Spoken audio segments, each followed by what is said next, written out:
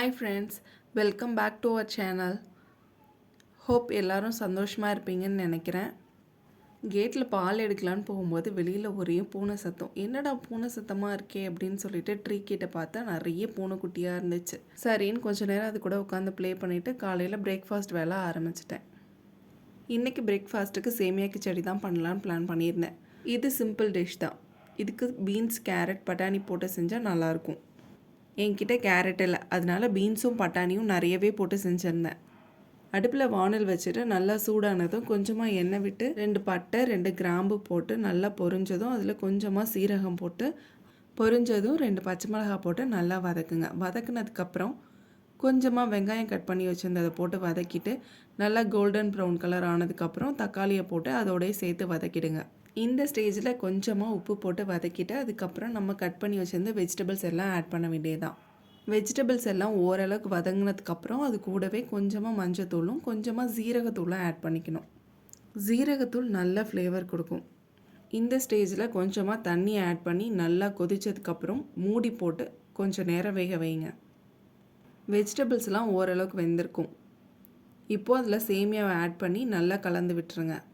கட்டி விழாமல் எல்லா இடத்துலையும் ஈவனாக கலந்து விட்டுட்டு ஒரு மூடி போட்டு மூடி சிம்மில் ஒரு 10 மினிட்ஸ் வச்சிங்க அப்படின்னா தண்ணியெல்லாம் அப்சர்வ் பண்ணிவிட்டு நமக்கு நல்லா வெந்து பொலன்னு சேமியா ரெடி ஆகிருக்கும். இதுக்கு தேங்காய் சட்னி வச்சு சாப்பிட்டா டேஸ்ட்டாக இருக்கும். பிரேக்ஃபாஸ்ட் முடித்ததும் என் பையனோட கலரிங் ஹோம்ஒர்க் இருந்துச்சு.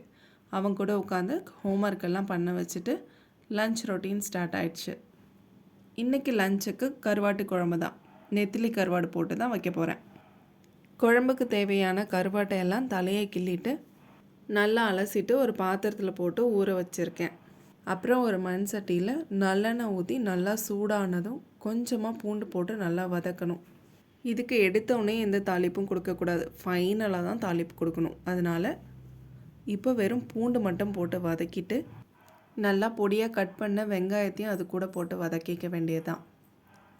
வெங்காயம் ஓரளவுக்கு நல்லா வதங்கினதும் கூடவே தக்காளியை போட்டு நல்லா வதக்கிட்டு இந்த ஸ்டேஜில் தேவையான அளவுக்கு உப்பு போட்டுட்டு நல்லா கலந்து விடுங்க.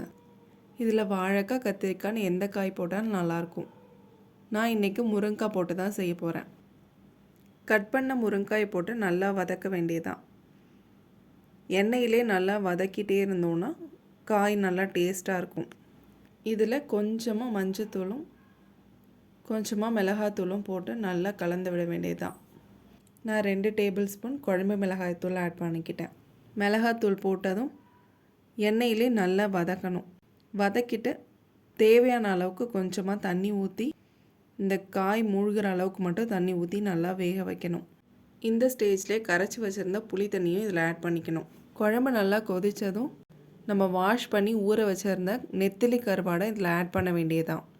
எல்லா கருவாடையும் போட்டுட்டு அப்படியே லேசாக கலந்து விட வேண்டியதான். ரொம்ப போட்டு கிண்டுனா அந்த கருவாடெல்லாம் ஒரு மாதிரி கரைஞ்சி போயிடும். அப்படியே மூடி போட்டு அடுப்பை சிம்மில் வச்சுட்டு ஒரு 10 நிமிஷம் கழித்து ஓப்பன் பண்ணி பாருங்கள். தண்ணியெல்லாம் வற்றிட்டு ஓரளவுக்கு எண்ணெய் பிரிஞ்சு வந்ததுக்கப்புறம் இந்த ஸ்டேஜில் இதுக்கு ஒரு தாளிப்பு கொடுக்க வேண்டியதான். ஒரு வாணலில் கொஞ்சமாக நல்லெண்ணெய் விட்டுட்டு எண்ணெய் நல்லா சூடானதும் அதுக்கு தாளிப்பு வடகம் கொஞ்சமாக போட்டு வதக்கிட்டு அதிலே 2 பல் பூண்டை நல்லா தட்டிட்டு சேர்க்கணும். அப்போ தான் அதோட வாசம் குழம்பு ஃபுல்லாக இருக்கும். இது நல்லா வதங்கினதும் குழம்புல சேர்த்துட்டு குழம்பு ஒரு 2 நிமிஷம் நல்லா கொதிக்க விடணும். நல்லா கொதித்து சுண்டுனதுக்கப்புறம் இறக்கிட வேண்டியதுதான். நீங்களும் இந்த மெத்தடில் ட்ரை பண்ணி பாருங்கள் ஃப்ரெண்ட்ஸ். நானும் இப்போ தான் ஃபஸ்ட் டைம் இந்த கருவாட்டு குழம்பு ட்ரை பண்ணுறேன். ஆனால் டேஸ்ட்டு ரொம்பவே நல்லா இருந்துச்சு. ட்ரை பண்ணி பார்த்துட்டு சொல்லுங்கள். இதில் நெத்திலி கருவாடு, முருங்காய், நல்லெண்ணெய் இதோட வாசமே செம்மையாக இருந்துச்சு.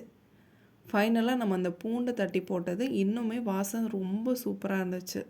இதுக்கு சைடிஷாக எக் பொடி மாஸ் பண்ணிவிட்டு லஞ்சுக்கு எக் பொடி மாஸும் கருவாட்டு குழம்பும் வச்சு லஞ்ச் முடிச்சாச்சு.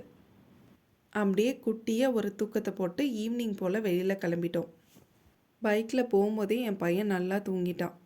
எப்படி தான் பிரிஸ்கானானே தெரியல. அந்த கடைக்குள்ளே போனதும் நல்லா என்ஜாய் பண்ண ஆரம்பிச்சிட்டான். ஷாப்பிங் எல்லாம் முடிச்சுட்டு ரிட்டன் வரும்போது டீயும் ஸ்நாக்கும் நல்லாவே சாப்பிட்டுட்டு வீட்டுக்கு வந்துட்டோம். நெக்ஸ்ட் டே மார்னிங் என் பையனுக்கு போலியோ ட்ராப்ஸ் போட வேண்டியிருந்தது. காலையில் எழுந்திரிச்சு பிரேக்ஃபாஸ்ட் எல்லாம் முடிச்சுட்டு ஒரு 11 மணி வாக்கில் போய் என் பையனுக்கு நாங்கள் போலியோ ட்ராப்ஸ் போட்டுட்டு ரிட்டர்ன் வந்துட்டோம். கண்டிப்பாக இந்த வீடியோ உங்களுக்கு பிடிச்சிருக்குன்னு நினைக்கிறேன். இதே மாதிரி இன்னொரு வீடியோவில் பார்க்கலாம். தேங்க்ஸ் ஃபார் வாட்சிங்.